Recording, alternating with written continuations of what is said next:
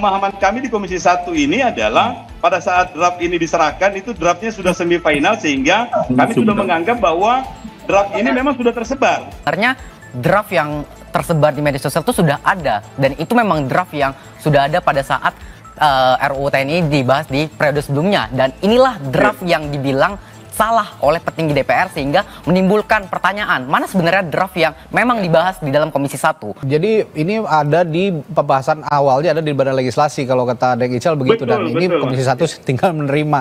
Dan tadi saya garis bawahi bahwa partisipasinya sudah terpenuhi. Bagaimana Kelvin kalau merespons katanya wakil rakyat sendiri sudah menganggap ini sudah partisipasinya sudah mencukupi. Oke, mungkin mengenai partisipasi dulu mungkin kita bisa lihat ya di pasal 96 ayat 4 di Undang-Undang nomor 13 tahun 2022 itu udah dijelaskan bahwa draft rancangan undang-undang dan juga naskah akademik itu seharusnya dapat diakses dengan mudah oleh masyarakat. Ya.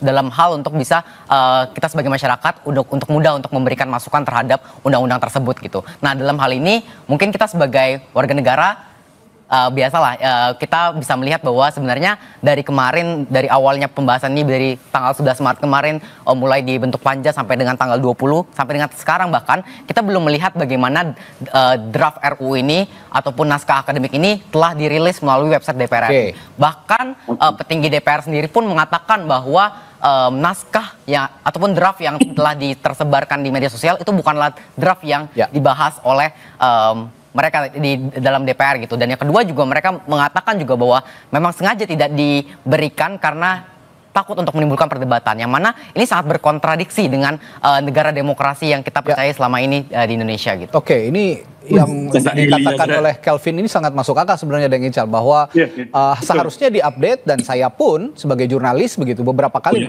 mencoba mengakses melihat daftar isian masalah yang terupdate begitu sesuai dengan pembahasan tidak bisa diakses. Nah, ini juga yang Anda klaim dengan kenyataannya sepertinya agak bertolak belakang. Bagaimana penjelasan Anda soal ini? Iya, saya sendiri secara pribadi tidak bersikap excuse bahwa ini atau membela dari teman-teman di kesekretariatan atau kesekjenan, tetapi pemahaman kami di Komisi 1 ini adalah pada saat draft ini diserahkan itu draftnya sudah semifinal sehingga kami sudah menganggap bahwa draft ini memang sudah tersebar. Dan memang secara personal beberapa teman-teman media yang meminta yang ada sama kami itu langsung di-forwardkan, langsung dikirimkan semuanya. Jadi saya tidak berpikir kalau kemudian di dpr.go.id ini tidak tercantum secara detail. Karena pemahaman kami itu karena ini sifatnya carry over, maka seluruh legal drafting mulai dari 2014 itu pada dasarnya sudah tersebar. Jadi kami sendiri menganggap bahwa bukan tanda kutip bukan tanggung jawab dari Komisi 1 karena kita secara material yang kita bahas pada saat itu. Oke. Demikian Mas Radi. Baik, ini kan bola panas sebenarnya ada di Presiden Prabowo sekarang karena memang sudah disahkan menjadi undang-undang dan ini menjadi produk bersama antara pemerintah dan DPR begitu, Kelvin. Kalau Anda melihat undang-undang ini sudah jadi dan bolanya sudah ada di Presiden, apa yang harus disikapi selain Anda juga dalam secara konstitusional mengajukan uji formil ke MK? Oke, menurut saya sih tadi menanggapi dulu dari Mas Rizal dulu mengenai bahwa sebenarnya mereka menganggap bahwa draftnya sudah tersebar. Memang sebenarnya draft yang tersebar di media sosial itu sudah ada dan itu memang draft yang sudah ada pada saat RUU TNI dibahas di periode sebelumnya dan inilah draft yang dibilang salah oleh petinggi DPR sehingga menimbulkan pertanyaan mana sebenarnya draft yang memang dibahas di dalam Komisi 1 dan inilah yang sampai sekarang kita tidak mendapatkan gitu, padahal sudah dijanjikan bahwa ketika mereka bilang bahwa karena tidak ingin ada perdebatan dan ketika ini udah disahkan tidak ada perubahan lagi, kenapa tidak diberikan gitu. Kalau misalkan apa yang harus dilakukan oleh Bapak Presiden Prabowo, mungkin kalaupun misalkan ingin ditandatangani untuk menyatakan penetapan ini keberlakuan hukumnya itu mengikat terhadap semua orang undang-undangnya ini, silakan saja gitu. Karena kalau memang ini sudah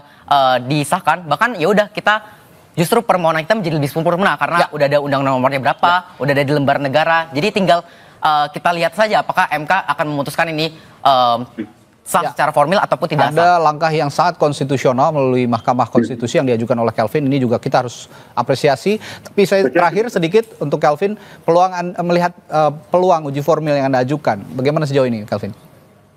Dari kami sendiri cukup optimis sih, karena dapat beberapa banyak dukungan juga dari para ahli dan juga para mantan hakim MK juga mengatakan, dan kita juga melihat bagaimana presiden dari tahun 2020 mengenai uji formil UU Ciptaker juga sudah pernah dikabulkan oleh Mahkamah Konstitusi. Jadi kami juga berharap bagaimana Mahkamah Konstitusi di sini akan memperlihatkan netralitasnya, dan kita akan berjuang melalui jalur uji formil ini. Dan kami percaya, karena kita telah melihat fakta-fakta bahwa banyak sekali pelanggaran prosedur yang telah diamanatkan di dalam konstitusi kita melalui pasal 22A, bahwa perancangan ini diatur melalui Undang-Undang P3, dan di Undang-Undang P3 juga sudah mengingat bahwa ini tuh dibuat untuk pasal 22A, dan pada akhirnya kami percaya bahwa seluruh rangkaian yang terburu-buru untuk mengesahkan RUU TNI ini pada akhirnya mengalami cacat formil, sehingga kami percaya bahwa ini bisa terkabulkan oleh Mahkamah Konstitusi. Optimistis dari para penguji uji formil ya ke Mahkamah Konstitusi, dan ini kita akan kawal juga bersama bagaimana nanti proses uji formil yang berlangsung di MK.